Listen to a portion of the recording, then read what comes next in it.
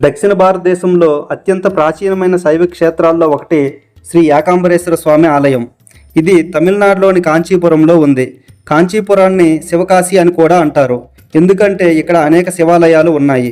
వాటిలో అత్యంత ప్రసిద్ధమైనది ఏకాంబరేశ్వర ఆలయం. ఈ ఆలయం పంచభూతాల ఆలయాల్లో ఒకటి. ఇందులో భూమితత్వాన్ని సూచించే పృథ్వీలింగంగా శివుడు పూజించబడుతున్నాడు.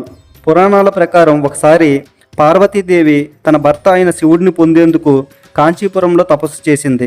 ఆమె గంగానది నుంచి తీసుకొచ్చిన మట్టితో ఒక శివలింగాన్ని తయారు చేసి దాని ముందు తీవ్రంగా పూజలు చేసిందని చెబుతారు. ఆమె భక్తిని పరీక్షించడానికి శివుడు ఒకసారి పెద్ద వరదను పంపాడని చెబుతారు.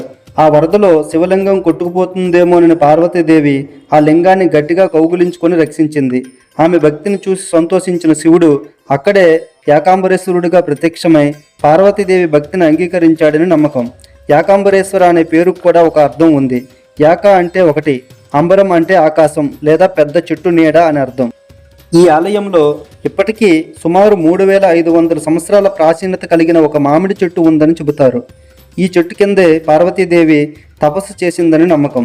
ఈ చెట్టుకు 4 ప్రధాన కొమ్మలు ఉంటాయి. అవి 4 వేదాలను సూచిస్తాయని అంటారు. ఈ ఆలయం చాలా విశాలంగా ఉంటుంది. సుమారు 25 ఎకరాల విస్తీర్ణంలో నిర్మించబడి ఉంది.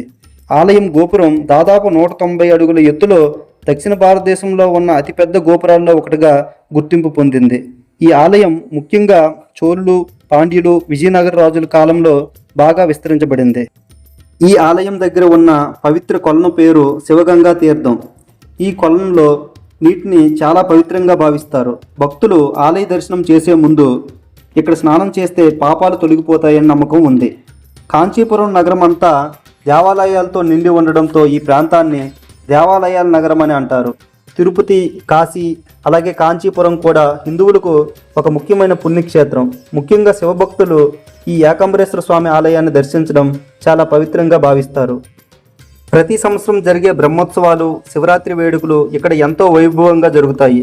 వేలాది మంది భక్తులు ఈ ఆలయాన్ని దర్శించడానికి వస్తారు. అందుకే కాంచీపురంలోని శ్రీ ఏకాంబరేశ్వర స్వామి ఆలయం దక్షిణ భారతదేశంలో భక్తి, పురాణం, చరిత్ర, శిల్పకళ అన్నీ కలిగిన ఒక మహత్తరమైన శైవక్షేత్రంగా ప్రసిద్ధి చెందింది.